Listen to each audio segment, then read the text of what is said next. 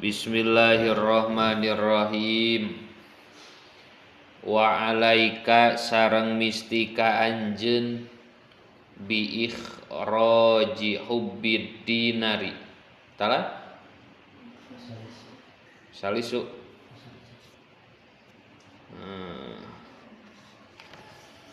Wasalisu sareng ari anu katiluna.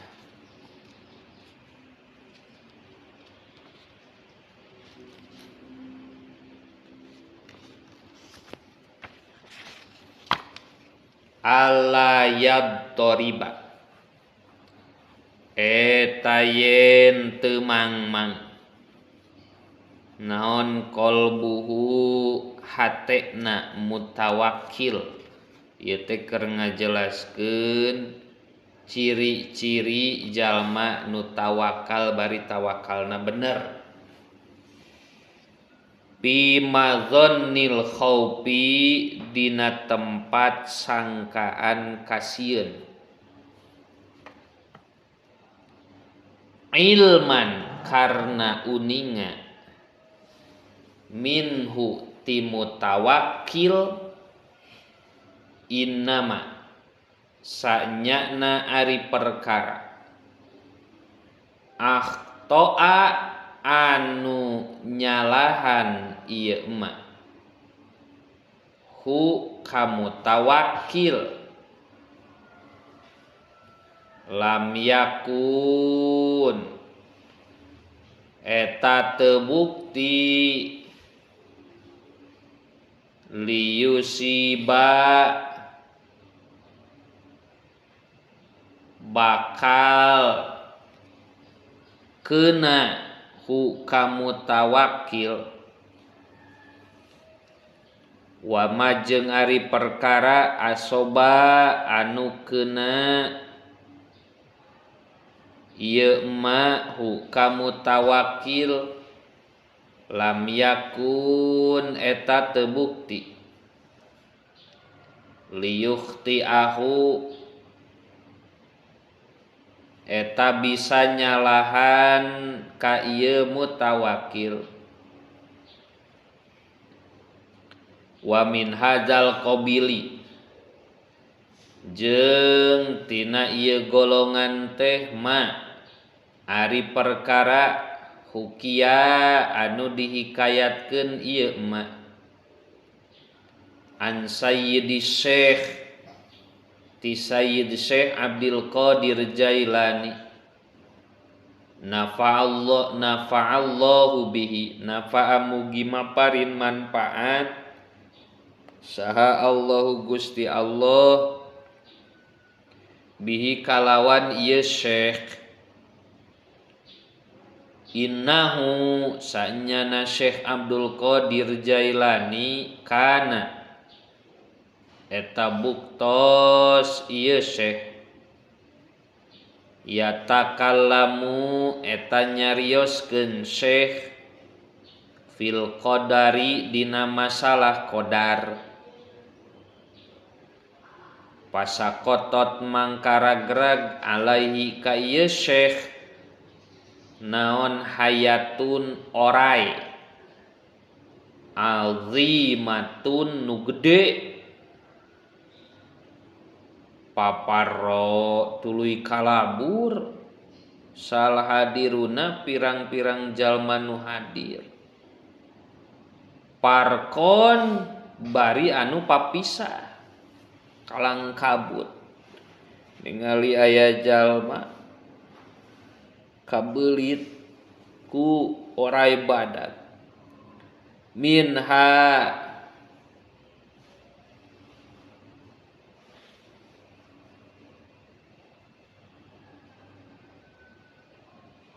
tina ieu hayah pal tapaj tuluy meulit ieu hayah ala unuki syaikhi kana pundukna Kangjeng Syekh wadakholat jeung asup ieu hayah teh min ahadi kamaihi tina salasa hiji dua panangan acukna syekh wa kharajat jeung kaluar ieu hayah minal akhori tina panangan nu sejen orai teh tina sela-sela leungeun bajuna Kangjeng Syekh meulit kana pundukna wasaihu jeung ari syekh nafa'allahu bihi sabitun eta nu tetep cicing we lam yadtorib teu mangmang ieu syekh walam yaqtor jeung teu megatkeun ieu syekh kalamahu kana cariosana syekh keur nyarios payuneun batur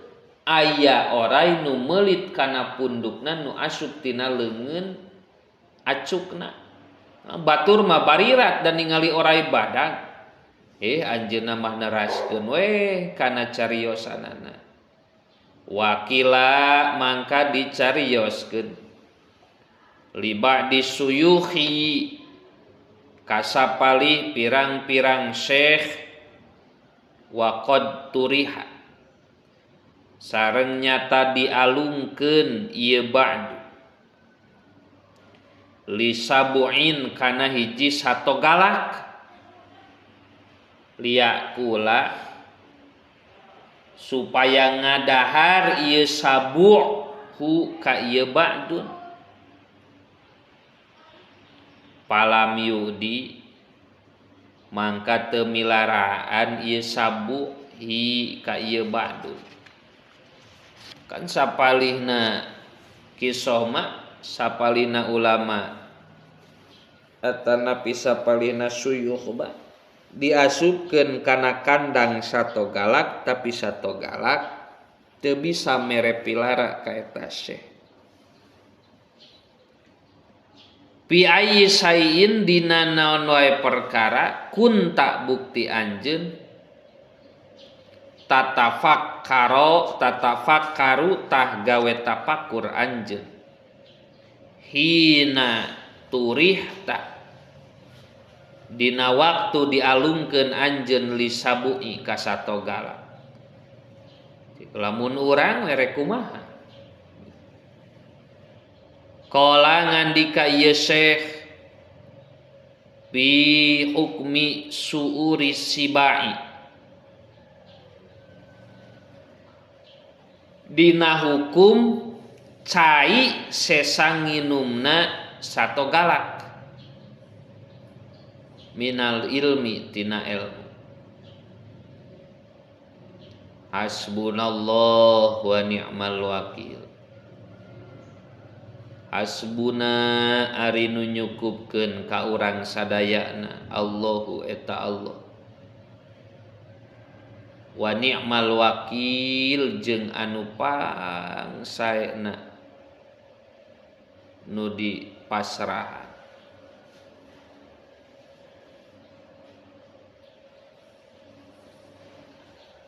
ciri tawakal nu katilu di mana nyang hareupan hiji tempat atawa hiji kaayaan anu genting cek urang nu awam eta jalmi nu mutawakil teu jadi goyah manahna teu gaduh kamangmangan dina manahna gitu kusabab kuatna manahna ciri mutawakil sodik Paslun ari eta hiji pasal wa alaika jeung misti ka anjeun bil hubbi kalawan mika cinta billahi dina zat Allah hatta yasira sehingga yen jadi Allah subhanahu ma suci Allah ahabba eta leuwih dipika cinta ilaika mungguh anjeun mimma tinimbang perkara siwahu anu salianti Gusti Allah bal hatta la yasira, malah terjadi laka pikeun anjeun mahbubun anu dipika cinta illa iyahu kecuali Allah. Wa sababu wujudil hubbi jeung ari sabab ayana kacintaan min jihatil mahbubi tina jihad nu dipika cinta imma wujudu kamalin boh eta ayana kasampurnaan pihi di mahbub au husulu nawalin atawa hasilna paparin minhu ti mahbub. Fa in kunta mangka lamun buktos anjeun mimman eta ti golongan jalmi yuhibbu numika cinta ieu man li ajli kamali karena arah-arah kasampurnaan. Fal kamalu mangka ari kasampurnaan wal jamalu jeung kasayang lillahi eta tetep kagungan Allah wahdahu bari saiji Allah la syarika teu aya nu ngarujengan eta tetep lahu ka Allah pisain dina hiji perkara min dalika tina ieu kamal jeung jamal wama jeung ari perkara yaluhu anu tembong ieu mah ala sofahati ba'dil maujudati kana pirang-pirang muka sawarehna pirang-pirang makhluk kana mukana sawareh pirang-pirang makhluk min makna kamalin tina makna kasampurnaan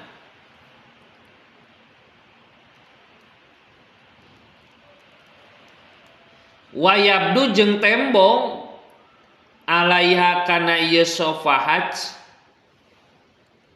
min raunaqi jamalin tina nonjolna kaalusan pahuwa mangka ari Allah al mukmilu eta nu nyampurnakeun wal mujmilu jeung anu nyaekeun laha kana ieu sofahah subhanahu maha suci Allah bal huwa malahan ari Allah teh al mujidu eta nu ngayakeun laha kana sofahat wal mukhtariu jeung anu ngadamel walaula annahu jeung lamun henteu sayaktosna Allah an ama eta maparin nikmat Allah alaiha ka eta sofhat bil ijadi ku ngayakeun lakana tatang tubuk tos ieu sofahat teh mapkudatan eta anu dileungitkeun makdumatan tur anu eueuh walau lama jeung lamun teu ayana perkara afadho anu ngaloberan Allah min son'ihi tina damel Allah lakana tah bukti ieu sopahaj qobihatan eta nu awon mas'umatan tur anu diawonkeun.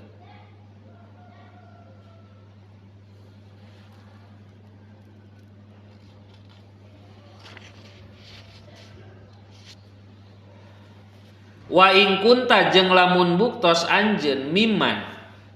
eta ti golongan jalmi yuhibbu nu mika cinta eman li ajlin nawari karena arah-arah paparin palasta mangka eueuh anjeun taro eta ningali anjeun ihsanan kana midamel kasaya walatu syahidu jeung teu nyaksian anjeun imtinanan kana maparin karunia walataro jeung teu ningali anjeun ikroman kana ngamuliakeun walatabsuru jeung teu ningali anjeun in'aman kana maparin nikmat alaika ka anjeun wa ala sairil khalqi jeung kasasesana pirang-pirang makhluk illa kecuali wallahu ta'ala ari Allah ta'ala huwa ari Allah al mutafaddilu eta anu maparin karunia bijami idalika kalawan sakabehna bimahdil judi kalawan meles kabageran Allah wal karomi jeung berehanana Allah fakamin nikmatin maka pirang-pirang tina nikmat qad amat anu nyata tos mapari nikmat Allah biha kana ieu nikmat alaika ka anjeun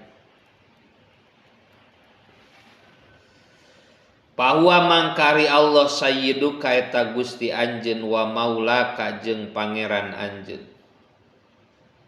aladi anu khalaqonu tos nyiptakeun ieu ladika ka anjeun wahada jeung nuduhkeun ladi ka anjeun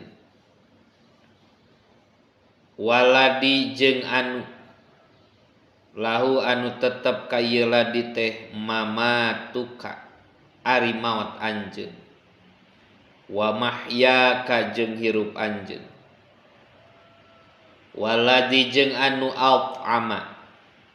nu masihan tuang ladi ka anjeun wasaqo jeung masihan leueut ladi ka anjeun wa kafa sareng nyekapkeun ladi ka anjeun waroba jeung ngurus ladi ka anjeun wa askana jeung nyicingkeun ladi ka anjeun wa awa jeung nempatkeun ladi ka anjeun yaro ningali ladi Allah teh al qabiha kana kaawonan mingka ti anjeun payasturu teras nutupan Allahu kana ieu qabih watas tagfiru sareng nyuhunkeun hapunten anjeun hu ka Allah ladi teh minhu tina eta qabih fayagfiru teras ngahapunten ladi hu kana qabih wataro jeung ningali anjeun al jamila kana kasayan mingka wayaro sareng ningali Allah al jamila kana kasayan mingka ti anjeun payuk siru mangka nyeueurkeun Allahu kana jamil wa yudhiru sareng nembongkeun Allahu kana jamil wa tuti'u jeung taat anjeun hu ka Allah bitaufiqihi kalawan taufikna Allah wa ma'unatihi jeung pertulungan Allah. Payunawi mangka ngaluhurkeun payunawihu mangka ngaluhurkeun Allah bismika kalawan ngaran anjeun bil guyubi dina pirang-pirang alam gaib wayak dipu jeung nibakeun Allah ta'dimaka kana ngagungkeun anjeun wahubbaka jeung resep ka anjeun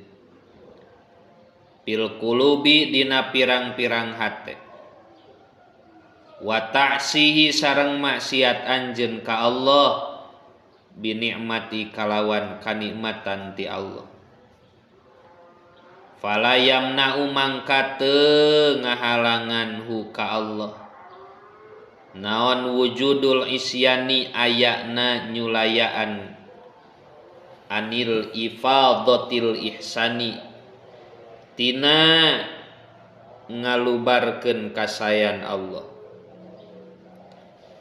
Fakaipa yan bagi mangka kumaha yan bagi eta pantes laka ka anjeun antuhiba naon antuhiba yen mika cinta anjeun goiror rohimi kasalianti nu maha rohim hadzal ilaha tegesna ieu pangeran al karima nu maha bageuran am kaipa tawa kumaha yahsunu eta sae mingkati anjeun naon anta sia yen nyulayaan anjeun hadar robba ka ieu pangeran anu ngurus ar-rahima tur anu maha asih. Wallahu a'lam bishawab. Rabbana anfa'na bima